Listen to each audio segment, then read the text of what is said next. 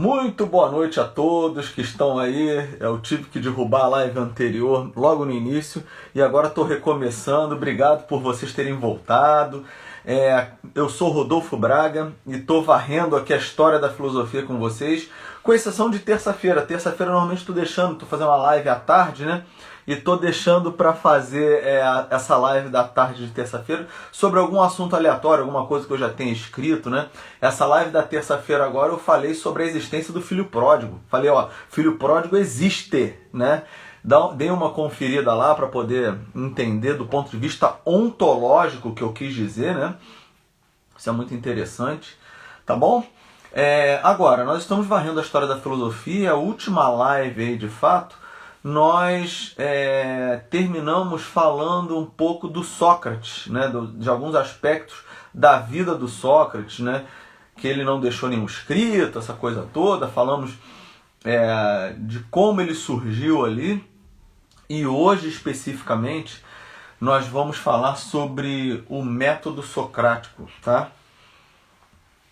Talvez a live hoje demore um pouquinho mais do que o normal, porque eu tenho alguns detalhes para falar e até algum tipo de filosofia concreta para poder apresentar para vocês aqui, tá?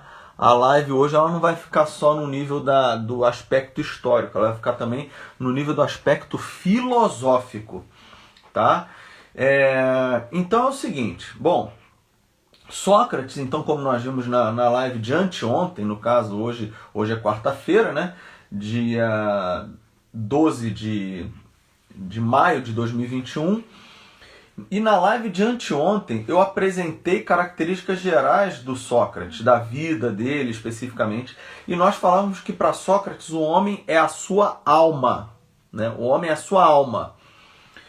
E como a alma está misturada com o corpo, ela tem que se purificar, e ela se purifica por meio do conhecimento.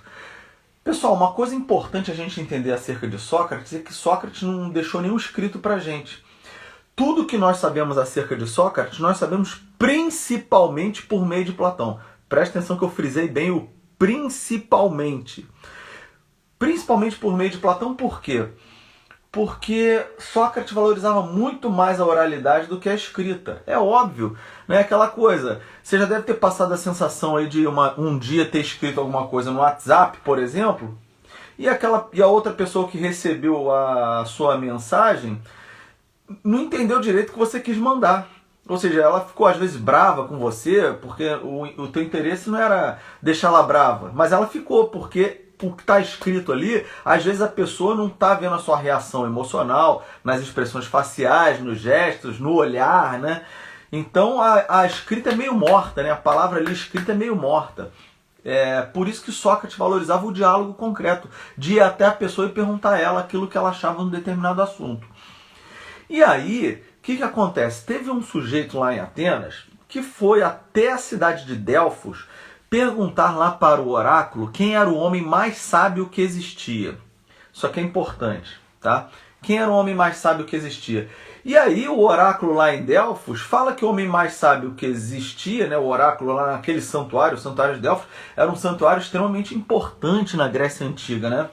Era um santuário onde as pessoas achavam o seguinte, olha, ali os deuses estão falando, por meio daquelas sacerdotisas, aquelas pitonisas. As pitonisas são as sacerdotisas. O oráculo então falava aquelas sentenças, né? As pessoas procuravam o oráculo para saber o futuro delas, ou então alguma coisa que estava escondido que elas queriam saber. Ok? E aí, esse sujeito foi lá e perguntou para o oráculo o seguinte, quem é o homem mais sábio que existe? E para azar do Sócrates, né? Para azar do Sócrates, o oráculo diz que o homem mais sábio que existe era o próprio Sócrates. Só que tem um problema aí. O Sócrates não se achava sábio. Porque, como nós vimos algumas lives lá para trás, a palavra sábio em grego é a palavra sofista, em grego antigo. Então, o Sócrates não se considerava um sofista. Ele se considerava um filósofo. E aí existe uma distinção aí em Sócrates, mais ou menos do seguinte, olha, existe o ignorante, o sábio e o filósofo. Essas três pessoas aí, dessas três pessoas, Sócrates se enquadra no filósofo. O que é o filósofo? O filósofo é aquele que ama a sabedoria. Não é à toa que é isso que significa a palavra filósofo, né? É aquele que ama a sabedoria. Agora, quem é o ignorante? O ignorante, coitado, é aquele que não sabe que não sabe. Como assim, Rodolfo? É aquele que não sabe que não sabe. Ele não sabe das coisas e pior, coitado, ele nem sabe disso. Ou seja, ele não sabe que ele não sabe. Ele ignora completamente o conhecimento, o saber. O que é diferente, por exemplo, do sábio, que já acha que sabe. Então, quais são as distinções? O ignorante, ele não sabe, é aquele que não sabe que não sabe. O sábio é aquele que acha que já sabe. E o filósofo é aquele que busca saber, ele está aberto a saber. Por que essa distinção é importante? Porque o sofista, ele é esse sábio, ele é esse que já acha que já sabe. E aí nós temos um problema. Imagina um sujeito que já acha que já sabe as coisas. Vocês concordam que ninguém sabe de tudo? Isso é impossível. Mas o sujeito que já acha que já sabe todas as coisas, que é o caso dos sofistas, né? Eles acham que já sabem, eles são capazes de ensinar qualquer pessoa sobre qualquer coisa, né? Porque eles dizem saber essas coisas todas. Então nós temos um problema aí. Por quê? O sujeito que já acha que já sabe, vocês concordam que ele não sabe tudo? Então existem coisas que ele não sabe que ele não sabe. Se existem coisas que ele não sabe que ele não sabe, ora, é porque ele então cai automaticamente na postura de quem? Do ignorante. Então é dentro dessa dinâmica do ignorante, do sábio e do filósofo que Sócrates tem essa, vamos dizer assim, a ignorância do sábio. Que é o quê? Ele se coloca na postura de não saber para estar aberto a saber. Por isso que Sócrates tem aquela frase famosa, né? Só sei que nada sei. Não é que ele não saiba absolutamente nada. Ele se coloca, então, como eu falei, na postura de não saber para estar aberto ao saber. E aí nós temos o seguinte. Vejam bem. Como eu falei na live lá de segunda-feira, Sócrates ele está interessado no conhecimento, como aquela virtude é uma qualidade boa no primeiro momento aqui, né? Uma excelência. Então, ele está interessado no conhecimento, porque o conhecimento é que vai purificar a alma humana. Ok? É o conhecimento que purifica a alma humana. E aí nós estamos diante de uma perspectiva aqui interessante. Porque, como eu falei ali já falei outras vezes, Sócrates não deixou nada escrito. Então, a maior parte das coisas que nós sabemos dele, nós sabemos principalmente por meio de Platão. Falo principalmente porque Platão não foi o único que transmitiu a filosofia socrática. Tá? Tem Xenofonte também, que foi um discípulo de Sócrates. Inclusive, foi ele que foi a Delfos, né? O Xenofonte. Tem o Aristófanes, que eu mencionei, que era um comediógrafo que satirizava a vida de Sócrates, né? Fez uma comédia chamada As Nuvens, que foi estreada no ano de 423. Eu já vi também, como eu falei para vocês, em alguma literatura, dizendo que ela foi estreada em 425, tá bom? E eu já vi também em 421, dizendo que ela foi estreada em 421. O que é certo que ela foi estreada na década de 20 do século V a.C., né? 420 a 430. Mas por que eu estou falando isso do Platão aqui, que a obra de Sócrates vem principalmente por Platão? Porque muitas coisas, os especialistas não estão certos de se aquilo é de Platão ou se aquilo é de Sócrates. Muitas coisas ali se confundem, algumas delas se confundem. Como Sócrates não deixou escritos, então um pouco da filosofia dele acaba se confundindo com a filosofia de Platão. E aí, vejam bem, o Sócrates, especificamente aí, ele vai fazer uma distinção que vai estar muito clara em Platão, obviamente, e se isso não for de Sócrates, isso está em Platão, então não tem problema nenhum a gente explicar aqui, porque isso faz parte da filosofia socrática, que é a diferença entre conhecimento e opinião. A palavra conhecimento em grego é a palavra episteme. E a palavra opinião é a palavra doxa. Vejam, episteme, inclusive depois vai dar origem à palavra epistemologia, né? Que seria o estudo do conhecimento, como ocorre o conhecimento humano.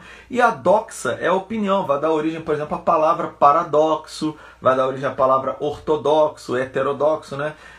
Enfim, inclusive, sei lá, só a título de curiosidade, ortodoxo, orto é correto, né? Então ortodoxia é uma correta opinião, né? E vejam bem, conhecimento e opinião. Nós temos essas distinções. O que é conhecimento e o que é opinião? Vamos fazer uma primeira aproximação aqui para a gente entender essas duas realidades. Conhecimento, então a episteme, é quando nós sabemos algo e nós sabemos fundamentar esse tipo de coisa. Então, no primeiro momento, você vai entender que a episteme é um saber fundamentado. Ok? Por outro lado, a doxa, que é a opinião, é um saber não fundamentado. Ou seja, é algo que você sabe, mas você não sabe fundamentar. Prestem atenção. Quando o sujeito está na doxa, uma pessoa está na doxa, ela pode estar correta sem saber fundamentar. E ela pode estar errada e automaticamente você já sabe que ela não sabe fundamentar. Então a questão da opinião é o não saber fundamentar aquilo que você acha que você sabe. A opinião você acha que você sabe então. Estão entendendo isso daí? Então vejam, a diferença básica está na fundamentação. Porque na doxa você sabe fundamentar. Então a doxa é aquele conhecimento fundamentado. É conhecimento para valer. Que é diferente a episteme. Desculpa, a episteme é conhecimento para valer. Enquanto a doxa não. A doxa é um saber não fundamentado. Repito, você pode até estar certo, mas você não sabe fundamentar. Mas você pode estar errado, o que significa que automaticamente você não sabe fundamentar mesmo. Normalmente, quando eu dou esses exemplos, eu costumo perguntar aos alunos o seguinte. Bom, eu pergunto para eles, às vezes eu estou dando essa aula no primeiro ano do ensino médio, primeira série do ensino médio, né?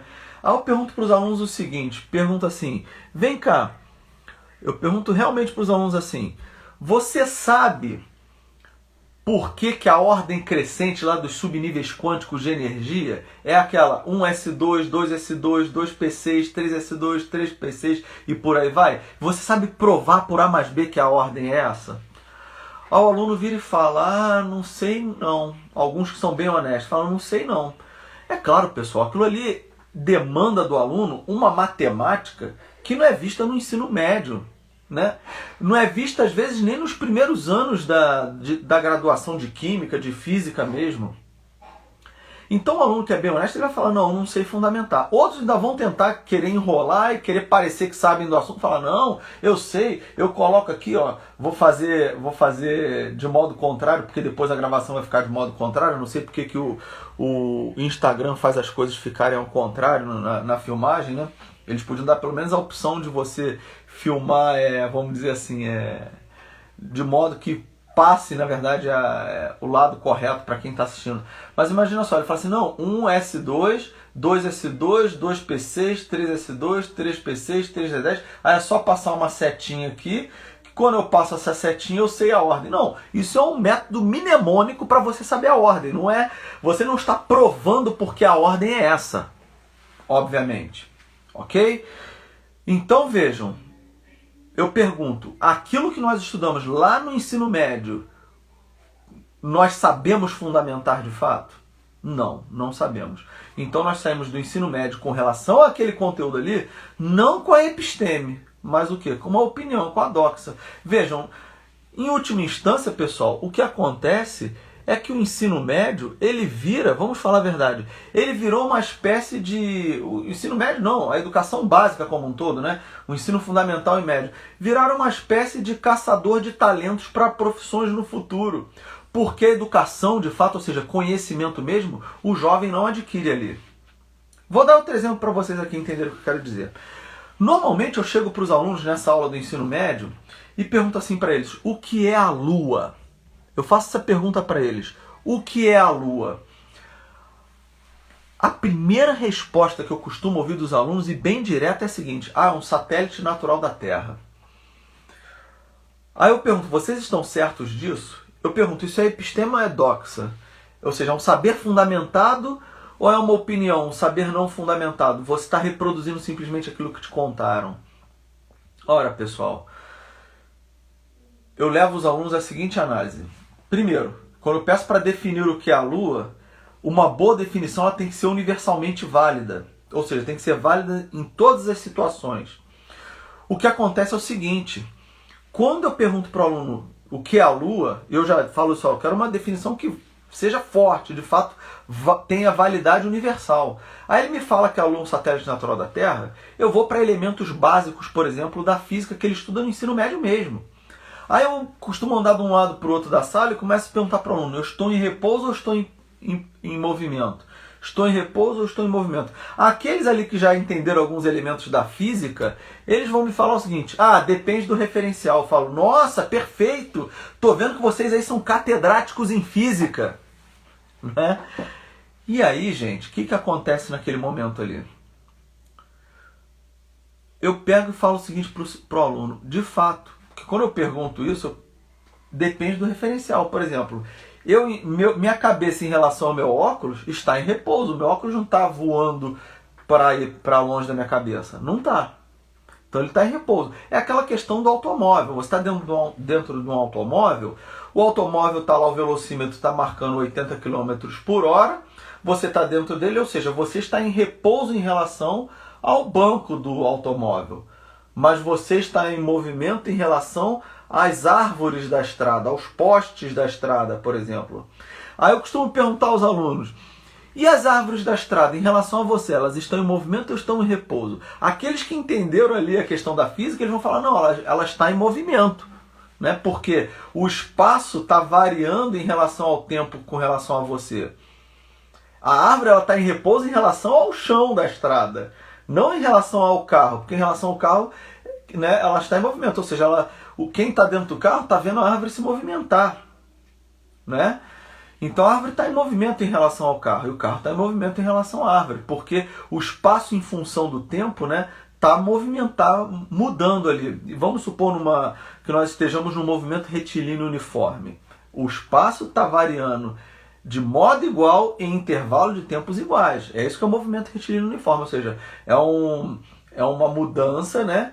É um movimento em linha reta, por isso é retilíneo uniforme, ou seja, a mudança, ou seja, o espaço, a variação do espaço ali, ela está acontecendo, mas em intervalo de tempos iguais, ok? É diferente do movimento retilíneo uniformemente variado, que a física estuda, que o que varia, olha só, movimento retilíneo uniformemente variado, ou seja, o movimento varia uniformemente agora, ou seja, a velocidade é que está variando igualmente em intervalo de tempos iguais. Se a velocidade está variando uniformemente, ou seja, se ela está aumentando uniformemente, o espaço está variando quadraticamente. Né? Ou seja, ele está variando, ele está mudando com o tempo, né? O tempo está mudando quadraticamente, ou seja, ao quadrado ali. Enfim, isso é questão de mais física ali, matemática, física matemática, né? Mas o que eu quero dizer em última instância é o seguinte, quando eu pergunto lá para os alunos, quando eu pergunto o seguinte, eu estou em movimento, eu estou em repouso, e aí ele entende isso, né, que o movimento depende de um referencial. Eu pergunto para eles o seguinte ali também. Se o movimento depende do referencial, eu pergunto a vocês. Quem está se movimentando ao redor de quem? É a Terra que se move ao redor do Sol? Ou o Sol que se move ao redor da Terra? Se o movimento depende do referencial, vejam bem. E o referencial é arbitrário, ele é arbitrário nesse sentido, referencial sou eu aqui nesse momento, Rodolfo, na Terra, né? Se eu sou o referencial, vejam, eu em relação aqui à imagem de Santo Tomás de Aquino aqui, eu estou em repouso, eu não estou em movimento, estou em repouso em relação a Santo Tomás. Eu estou em repouso em relação ao piano que está aqui, estou em repouso em relação ao computador que está aqui do meu lado, em relação ao celular, e vejam, eu não estou precisando ficar correndo aqui porque a Terra está em movimento. Eu estou em repouso em relação à Terra, a Terra está em repouso em relação a mim. E aí eu pergunto aos alunos normalmente o seguinte, olha, então vocês concordam que se o referencial sou eu nesse momento, vocês que estão aí agora nesse momento aí, vendo a live, e estão sentados, provavelmente, o que está acontecendo? Se nós olharmos para o céu agora são 10h52 da noite, mas o que está acontecendo? Amanhã de manhã nós vamos ver o sol, no caso aqui onde eu moro, o sol nasce aqui e se põe ali, naquele outro lado. Ele nasce aqui e se põe ali. Ou seja, eu estou em repouso, a Terra também está em repouso em relação a mim. Quem está se movimentando é o Sol. Então, se depende do referencial, eu fixo a Terra, quem vai se movimentar é o Sol, não a Terra. E eu estou fixando o referencial em mim nesse momento. Ok? Tá claro isso aí? Agora, se eu fixo então, né? Agora eu costumo perguntar aos alunos, quem se movimenta ao redor de quem? É a Lua que se movimenta ao redor da Terra ou a Terra que se movimenta ao redor da Lua? O aluno que é esperto ele vai falar, Rodolfo, depende do referencial. Se depende do referencial, vejam, imaginem aquela bandeirinha americana que os astronautas colocaram lá em 1969. Referencial é aquela bandeirinha, a Lua está em repouso em relação a ela. Então é óbvio que você vai ver a Terra se movimentando ao redor da Lua, e não o contrário.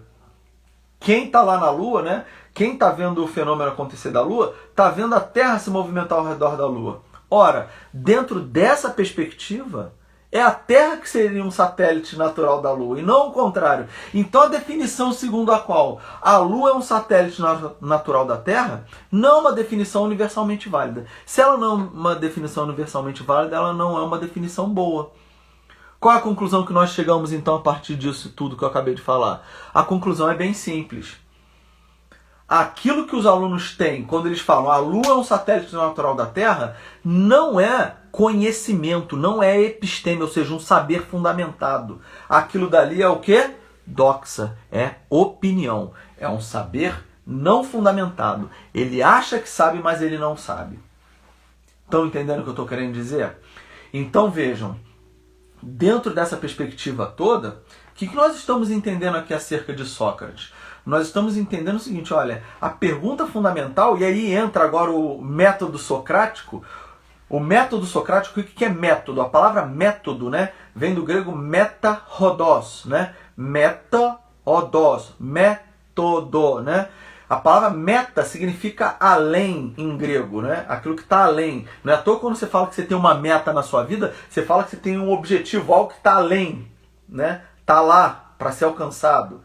E rodos, odos, né? Método. Esse rodos em grego significa caminho. Não é à toa que você tem a palavra rodovia, né? E aquele instrumento que tem lá no carro, lá, aquele marcadorzinho lá da quilometragem que as pessoas chamam, o nome daquilo é odômetro, porque rodos, odo é caminho em grego. Então odômetro é o medidor do caminho. Então método é o quê? É o caminho que você faz, né? O rodos, o caminho que você faz para atingir algo que está além. O que está além que Sócrates quer atingir? A episteme, a verdade, o saber fundamentado. Então qual é o método? Qual é o caminho que Sócrates percorre para atingir lá? Esse método ele é constitutivo de duas partes, basicamente. A primeira parte, normalmente, é chamada de ironia. Ironia. O que é ironia? A ironia, tradicionalmente, é conhecida como uma figura de linguagem na qual a pessoa que profere uma ironia, ela fala algo querendo dizer o contrário daquilo que ela disse ali. Isso é ironia enquanto figura de linguagem. Isso é ironia. Essa é a primeira função da ironia, tá bom? A ironia é uma figura de linguagem, de fato, então o Sócrates vai usar da ironia enquanto figura de linguagem. Isso é a primeira função. E aqui eu vou apresentar uma visão minha da ironia socrática, tá, pessoal? Tomem cuidado. É uma visão minha da ironia socrática. Então ela teria duas funções. A primeira função da ironia, então, é essa enquanto figura de linguagem. Ou seja, Sócrates fala algo querendo dizer o contrário. Não é à toa que lá na República, vou dar um exemplo aqui para vocês, lá na República, que é uma obra extremamente conhecida de Platão, tem um determinado momento que Sócrates está com o personagem Sócrates ali está conversando com um sofista chamado Trasímaco, e tem outros discípulos de Sócrates ali também. Então Sócrates chega para Trasímaco e fala o seguinte: ó, nobre Trasímaco, estou parafraseando aqui, tá, pessoal? Ele fala assim: ó, nobre Trasímaco, você que sabe tudo de todas as coisas, diga-nos o que é a justiça. E aí Trasímaco, que já conhece Sócrates, vira e fala o seguinte: Ah, lá vem a velha e conhecida ironia socrática. Ou seja, Sócrates está falando que ele sabe tudo, mas ele está querendo dizer o contrário. Você não sabe tudo, não. Não é bem assim, não. Né? Então vejam, a ironia socrática tem esse objetivo de ser uma ironia enquanto figura de linguagem, e ela, nesse sentido, qual seria o objetivo dela? É fazer o interlocutor de Sócrates dizer o que ele verdadeiramente pensa sobre o assunto. Vejam que quando eu falei aqui, quando eu estou dando aula para os alunos, o aluno fala, estou em movimento ou estou em repouso? O aluno vira e fala assim, depende do referencial. Nossa, eu viro para os alunos e falo, nossa, estou vendo que vocês aí são catedráticos em física e tal. O que eu estou sendo naquele momento? Irônico. É ironia. Não é que eles são catedráticos em física.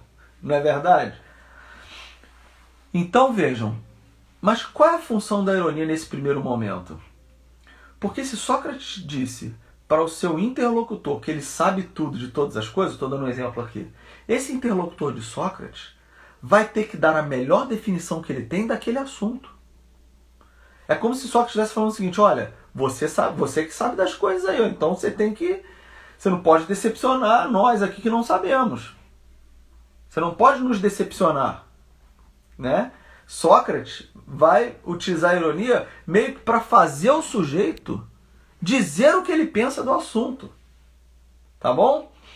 E aí vejam bem, o sujeito ali que está diante dele vai falar o que ele pensa do assunto.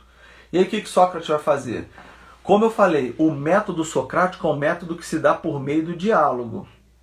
E aí o que acontece? Nesse diálogo, Sócrates vai perguntando ao sujeito e o sujeito vai respondendo. E aí vejam, lembra o exemplo que eu dei da Lua? O que é a Lua? Né? Eu falei o que é a Lua. Aí o sujeito me dá uma definição, satélite natural da Terra. O que eu fiz? Eu destruí aquela definição do sujeito. Mas vejam, eu só pude destruir essa definição que o sujeito deu porque eu analisei essa definição até, vamos dizer assim, até as últimas consequências dela, para ver se ela se sustenta de fato. Estão entendendo isso daí? Mas para isso, o sujeito que me deu a definição do que é a Lua, ele tem que dizer verdadeiramente aquilo que ele pensa. Ou seja, pessoal, para que você chegue à episteme, que é esse saber fundamentado, e se afastar da doxa, que é um saber não fundamentado, o que você tem que fazer? Você tem que partir do pressuposto que o outro sujeito está dizendo que ele está dizendo verdadeiramente aquilo que ele acha do assunto. Ou seja, para um debate honesto, tem que ter o quê? Tem que ter a busca da verdade, e como eu falei, né, para que você tenha a busca da verdade, as pessoas têm que serem honestas ali naquele momento. E aí vejam, essa é a primeira função da ironia. Agora eu acho que existe uma segunda função da ironia também. A palavra ironia, em grego, ela significa simulação. É simular. Mas simular em que sentido, gente? Raciocina aqui comigo. Vocês já perceberam? Hoje em dia nós damos até nome para esse tipo de argumento. Existe um tipo de argumento chamado argumento do espantalho, que é uma falácia, né? A falácia do espantalho. Basicamente, o que é a falácia do espantalho? Imagina que uma pessoa dê uma boa definição de algo aqui, uma definição toda passo a passo, toda detalhada. Aí uma outra pessoa, desonesta ou não, às vezes até ela não tem noção de que ela faz isso, então tem uma pessoa que dá uma definição aqui, aí um outro chega e fala, então você está querendo dizer que... E aí quando você está num debate, a pessoa fala, então você está querendo dizer que... Cara, acende logo sua luz vermelha, sua luz amarela, luz vermelha aí, né? Liga a sirene, porque provavelmente ela vai deturpar o argumento central que está sendo apresentado ali. Como assim, Rodolfo? Vou explicar. Imagina só, o que é o argumento do espantalho? A pessoa detalhou o argumento aqui, o outro pega esse detalhe de argumento, ele deturpa aquilo que a pessoa falou, cria um espantalho, bate no espantalho, destrói o espantalho e sai cantando, né, contando vantagem como se tivesse destruído o argumento. Estão entendendo? Isso é desonesto. Às vezes a pessoa faz sem querer, então não é questão de honestidade, não. É questão só dela não saber que ela está usando uma falácia. Então, quem conhece esse argumento, essa falácia, quando estão usando contra você esse argumento, você tem que estar logo preparado e falar, peraí, mas isso aí você está deturpando o que eu falei.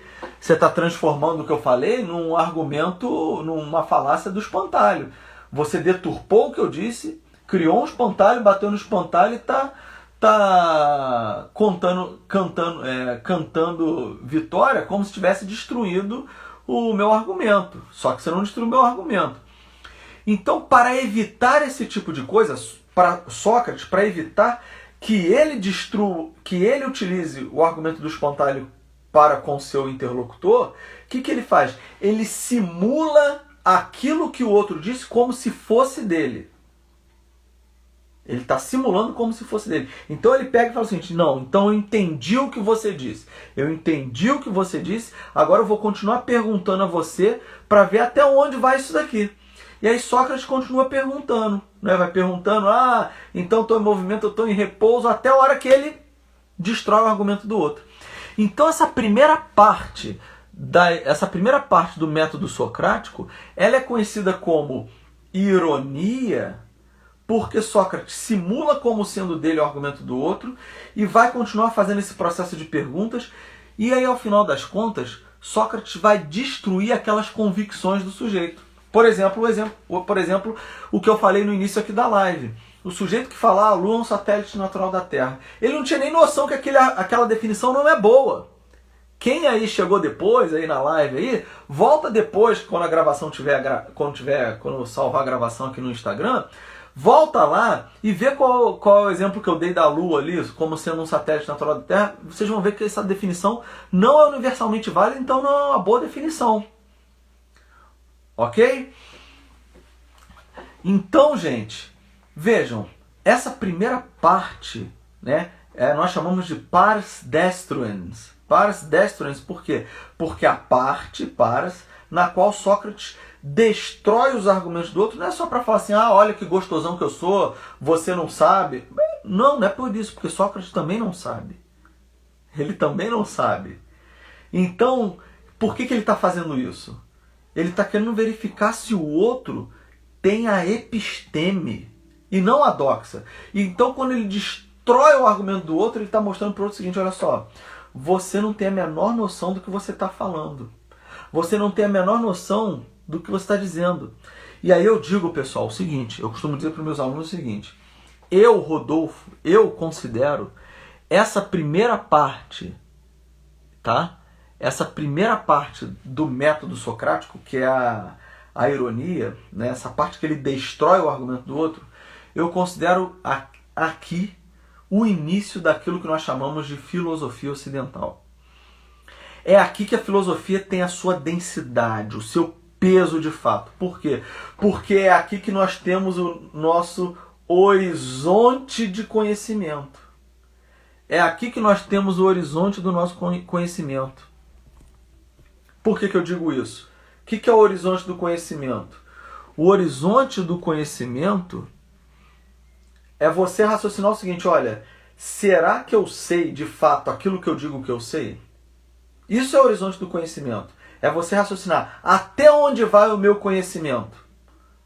Até onde eu enxergo que é o meu conhecimento. Porque conhecimento no sentido que eu falei, de episteme, ou seja, você sabe e sabe fundamentar, sabe provar aquilo que você está dizendo. Não é uma mera opinião, doxa, em grego. Ou seja, você sabe, mas no fundo você acha que você sabe. Ou seja, no fundo você não sabe. Ok? Então, qual é o horizonte do conhecimento? Até onde eu tenho, olha só o que eu vou falar, até onde eu tenho consciência do que eu digo saber.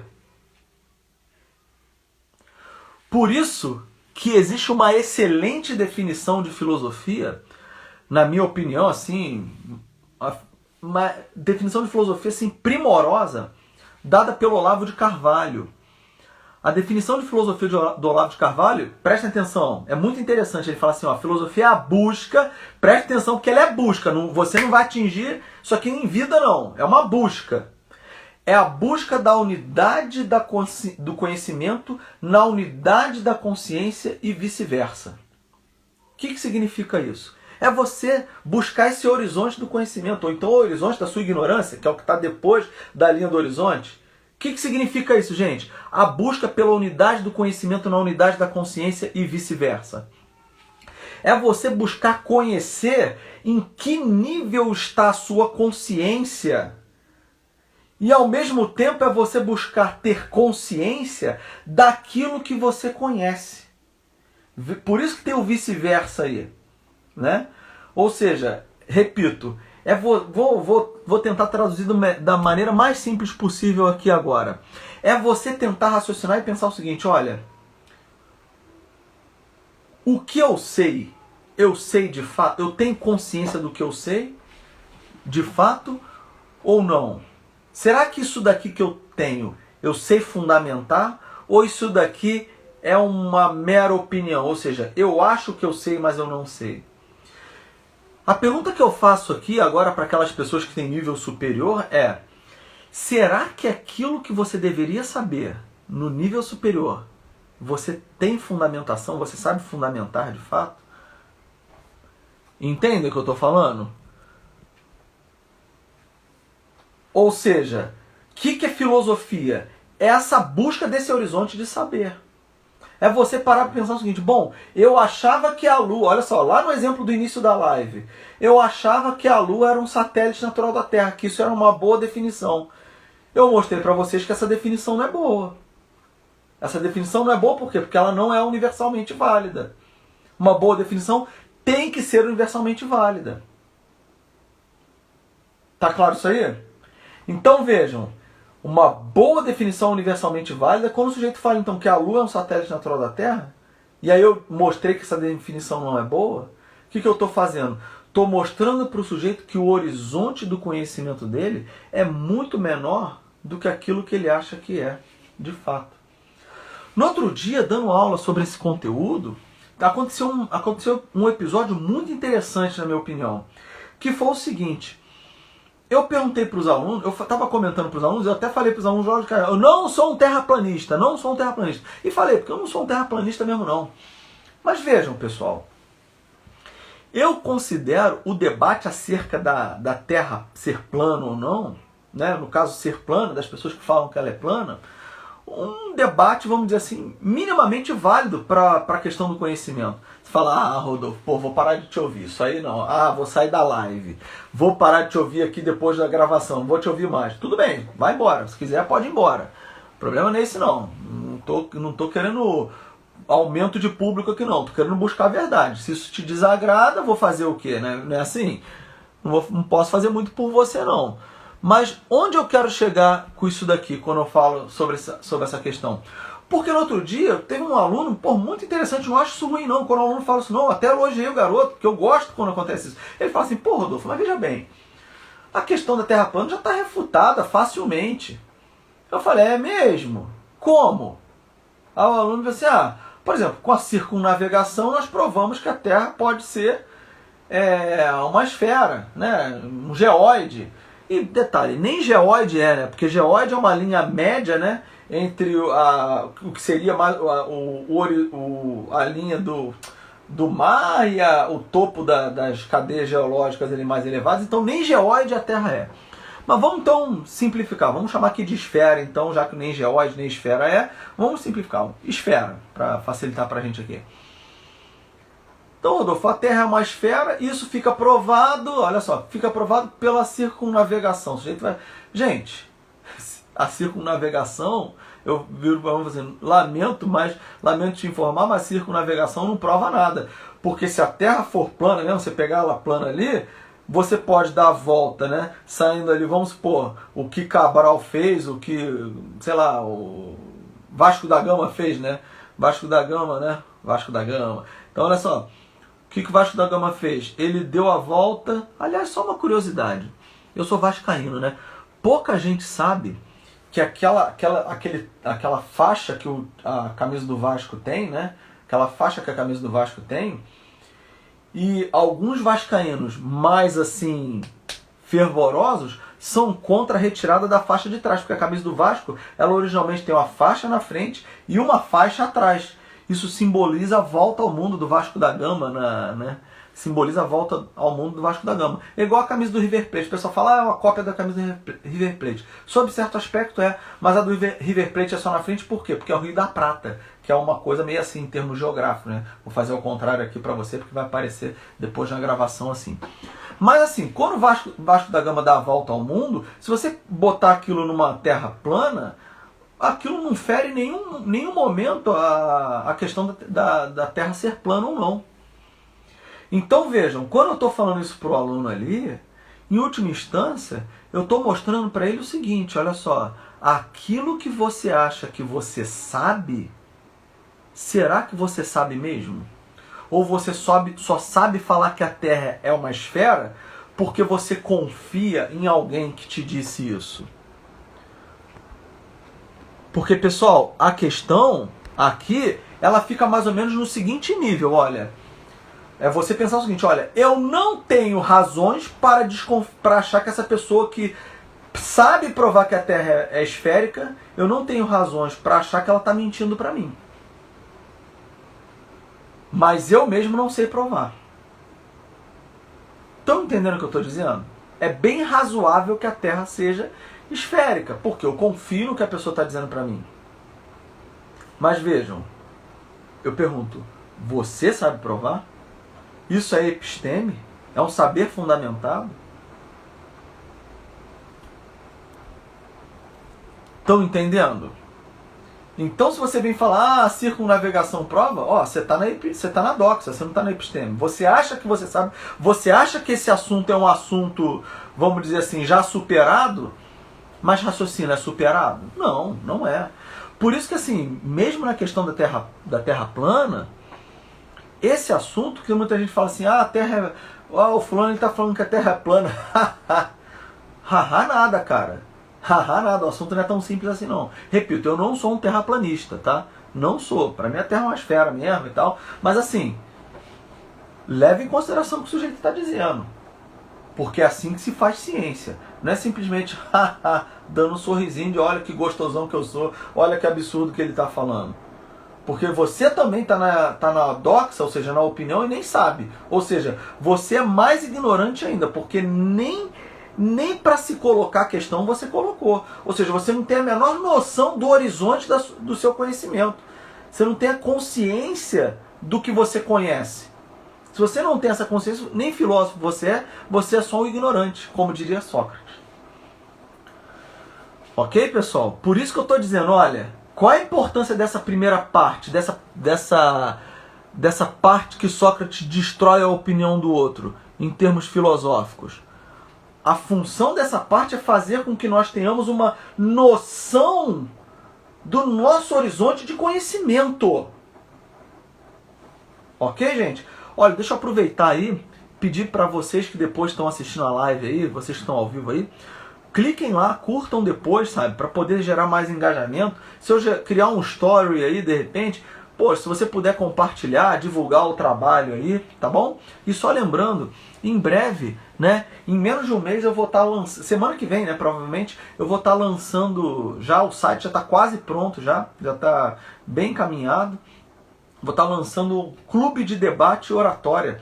Se você quiser fazer, nós vamos lançar turmas aí, tá? Turmas pequenas, aulas semanais nas quais os alunos vão poder falar o tempo todo, mas aí eu vou explicar quais são as boas técnicas de argumentação, de fala, o que é um argumento válido, o que é um argumento inválido, ok? Mas voltando então aqui à questão do Sócrates, tá? Não esqueça então de curtir, tá, pessoal? Lá depois que acabar o vídeo, ir lá e curtir mesmo lá para divulgar, para gerar engajamento, tá bom? Bom, dito isso, então essa primeira parte, vejam, é essa primeira parte que torna uma pessoa filósofa. É isso que torna um sujeito um filósofo, tá bom? É o sujeito ter noção do horizonte de conhecimento dele e noção do horizonte daquilo que ele ignora, da sua ignorância também. Porque se ele tem noção da sua ignorância, ele vai saber pelo menos onde buscar o conhecimento. Ok? E aí vejam, só para encaminhar para o final da live, existe um segundo momento do método socrático, que é a maiêutica. Maiêutica, tá? Maieu, M-A-I-E-U. ieu, né? Maiêutica. O que é a maiêutica? A maiêutica, a palavra maiêutica significa parto. Isso que Sócrates chama de maiêutica é uma alusão, ou seja, uma referência à mãe dele que era parteira. A mãe de Sócrates era parteira. Ok? Vejam, só que Sócrates não faz parto de crianças ali. Ele faz parto de ideia. Por isso que a palavra maiêutica ficou conhecida na história da filosofia como parto de ideias. O que ele está parindo ali das pessoas, né, que ele está dando à luz, é a luz do conhecimento. É o parto da episteme, da verdade. E aí vejam, tem um determinado momento lá, num diálogo de Platão, só para vocês terem uma ideia, tem um diálogo de Platão chamado Menon. Menon, tá? Nesse diálogo, Sócrates pega o escravo do Menon, e o escravo, sem nunca ter estudado nada, e Sócrates certifica disso, porque escravo na antiguidade alguns até estudavam, né? Sei lá, Epicteto é um grande filósofo da antiguidade, era escravo. Mas vejam, Sócrates chama o escravo do Menon, né? Chama o escravo do Menon, e aí ele agora vai mostrar para o Menon o seguinte, olha, o conhecimento já está dentro dele. Por que isso é importante? Porque o Menon, que é um sofista, ele vende conhecimento. E faz sentido, vamos falar sobre certo aspecto. Ele tem o conhecimento, a outra pessoa não tem. A outra pessoa quer o que ele tem e ele o que ele oferece. A outra pessoa paga e ele entrega o conhecimento. Dentro dessa perspectiva, faz sentido vender o conhecimento. Agora, Sócrates não cobrava pelos seus ensinamentos, por quê? Porque ele partia do pressuposto que o conhecimento já estava dentro do outro. Como é que você vai vender alguma coisa que já pertence a outra pessoa? Né? Seria o equivalente, sei lá, já viram aqueles filmes de Velho Oeste? O cara chega lá no salão, bate na mesa e fala: vim aqui oferecer os meus serviços. Uma espécie de miliciano, né? Vim aqui oferecer os meus serviços. O dono do bar vira e pergunta: mas quais serviços? De segurança. O dono do bar: segurança contra quem? Contra pessoas como eu. Não é assim? Não faz sentido. Isso não faz sentido. Você vender o conhecimento se o conhecimento já está dentro do outro. Então Sócrates, o que Sócrates está fazendo?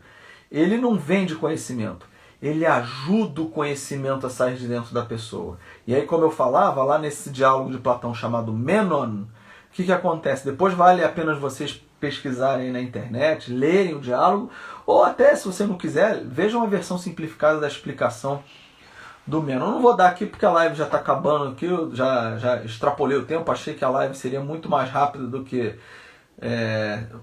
do que está sendo, mas assim, a explicação detalhada hoje foi acho que valeu muito a pena. Então o que nós temos aqui? Sócrates perguntando para o escravo do Menon várias coisas. E Sócrates não, olha o que eu vou falar, Sócrates não impõe o conhecimento para o sujeito. Porque conhecimento não é algo que se impõe, a verdade não é algo que se impõe a uma pessoa. Você vai fazendo o quê? O Sócrates vai fazendo uma série de perguntas à pessoa, no caso o escravo do Menon, e vai fazendo perguntas. E aí vejam, pessoal, o escravo do Menon, sem nunca ter estudado nada, consegue deduzir, só com as perguntas de Sócrates, o teorema de Pitágoras. Você fala, caraca, maluco, como é que o escravo, sem nunca ter, olha só o que eu estou falando, sem nunca ter estudado, só com as perguntas de Sócrates. E Sócrates não coloca conhecimento dele, só vai fazendo perguntas. Vai perguntar, esse lado aqui do quadrado, se eu dobrar, eu vou ter o dobro do quadrado? Não, eu preciso de mais um. Aí vai, né, lá pelas tantas, ele, opa, já entendi como é que eu faço para dobrar esses quadrados aqui, esses triângulos, enfim. Né? Vejam, só com perguntas. Então o processo de saber perguntar é fundamental para você depois o quê? Num estalar de dedos, entender o que a coisa é. Essa pergunta, né? O que é algo? O que é? Que é a pergunta filosófica, assim, vamos dizer, é uma das perguntas filosóficas por excelência. Perguntar o que é aquilo que está ali diante de você. Tá bom? Então vejam, nesse segundo momento então, que é a maiêutica, é o parto de ideias, o que está acontecendo ali? Sócrates está ajudando o sujeito a tirar o conhecimento de dentro dele, de modo que ele possa chegar ao quê? Na episteme, nesse saber fundamentado. Então vejam, pessoal, é extremamente importante saber perguntar. Porque não está na resposta necessariamente, não está você, eu já sei esse assunto, não. Está na pergunta e na correta orientação em busca da verdade. Sem essa correta orientação e sem a busca sincera, você não vai ter nada. Você vai ter sempre o quê? Doxa. E pior, você sempre vai achar que você sabe sem que você saiba verdadeiramente. Tudo bem, pessoal? Então nós demoramos um maior tempão aí, falamos do método socrático hoje especificamente, tá? Falamos especificamente do método socrático e aí concluímos aqui falando da maiêutica, que é a segunda parte do método socrático aí, onde Sócrates ajuda o conhecimento a surgir de dentro do sujeito que está dialogando com ele. Enfim, chegamos ao fim dessa live. Amanhã a live provavelmente vai ser bem mais curta do que a live de hoje, porque amanhã eu vou falar sobre a morte de Sócrates, né? Vou encerrar falando da morte de Sócrates, as razões pelas quais ele foi condenado à morte, tá bom? Vamos falar isso daí e vamos encerrar rapidamente essa parte do Sócrates de fato, tá bom? Tem uma pessoa aqui perguntando, só rapidamente, pessoal, antes de eu terminar, Black Pill total, né? Gostei. A pergunta dele é a seguinte: Rodolfo, antes de finalizar a live, não é fora da live, do tópico da live, não. Não é fora, não. Olha só, o Black Pill total pergunta aqui: Rodolfo, antes de finalizar a live, se importa de indicar bons livros para começar os estudos sobre aristotelismo? Ora, pessoal, eu tenho aqui, vou tentar ver se dá para pegar ele rapidamente. Não sei se dá para pegar, mas ele está aqui, ó. É esse aqui, não vou pegar não. É esse aqui, ó. Ingemar Dühring, tá? Ingemar Dühring, tá? Depois eu posso colocar na descrição dessa live essa indicação. O título do livro é Aristóteles. Essa versão aqui é uma versão em espanhol. Ontem, por um acaso, eu achei e baixei por um acaso a versão PDF desse livro aqui. Eu baixei sem dó na consciência, porque eu tenho o livro físico, tá aqui. Esse aqui é assim, dos que eu li de fato do Aristóteles, assim, de introdução ao Aristóteles, e até segundo o Olavo de Carvalho, esse aqui é a melhor obra para você começar o estudo do Aristóteles. É a melhor obra, de fato. Ela é extremamente detalhada ali na apreciação aristotélica. O cara, inclusive, na hora que ele vai citar, ele cita ali no original em grego até. Tá? Mas eu vou ficar viajando no grego? Não, pô. Se você está na dúvida, pega uma boa tradução da obra aristotélica, por exemplo, sei lá em cima, tá vendo essa obra azul aqui, ó? Isso aqui é a metafísica do Aristóteles, aqui, ó. Do Giovanni Reale, aquilo dali também, mas eu te aconselharia ir pelos riachos, como diria São Tomás, né? Vai pelo riacho se queres ser conduzido, né? Se quer chegar lá no oceano, né? Na verdade ele fala de outra coisa, já citar uma outra parte do De Modo Studente, né? Que é, tá? Aqui, aí você tem depois a obra do Aristóteles mesmo. As obras de história da filosofia são boas, por exemplo, aqui eu tenho aqui, ó, a coleção do Giovanni Reale. O primeiro volume tem uma boa descrição do que é o Aristóteles de fato. Deixa eu ver o que é mais. Ali eu tenho também uma história da filosofia aqui, ó, tá? História geral da filosofia, essa obra aqui também. História geral da filosofia do Hans Joachim Sterrick, tá? Também essa obra é boa. Bom, para iniciar, acho que tá bom por aí por enquanto, né? Assim, essas obras de história da filosofia estão boas também. Eu tô tentando ver onde tem mais história da filosofia aqui. Tem aqui, ó, também, ó. Aqui atrás da Nossa Senhora Aparecida, tem aqui esse curso de filosofia do Batista Mondin também. É bom também esse curso de filosofia do Batista Mondin também é bom, tá bom? E aí é você se cercar das boas obras, né? Depois aí, se você começa a fazer isso daí, depois você pega as obras originais ali e vai lendo os originais, que vai valer a pena. Sei lá, vai ler a Metafísica, aí você vai ler o De Anima, a Política, que tem tudo aqui para você, né? Para você estudar. E detalhe, tem aqui também, isso aqui, pô, já ia esquecendo uma obra preciosíssima, é fininha assim, ó, mas vale muito a pena. É o Aristóteles, só Aristóteles, do Giovanni Reale. Vale muito a pena. Aristóteles, do Giovanni Reale. Tá bom? É isso então, pessoal. Só lembrando aí, acho que na semana que vem nós já devemos lançar finalmente o curso. Acho que as inscrições vão ser até 7 de junho, do Clube de Debates e Oratória, tá bom? Onde nós vamos... É um clube, ou seja, é um clube permanente. Você vai ficar ali debatendo sobre vários assuntos, amigo. Sobre vários assuntos que eu vou trazer. Você vai aprender as boas técnicas de oratória, de retórica, o que é um argumento válido, o que é um argumento inválido. O que eu recomendo? Se você conhece, se você já é mais velho aí, conhece jovens que estão na faixa etária de 10 até 19 anos, recomendo o sujeito para vir aqui, para se matricular, tá?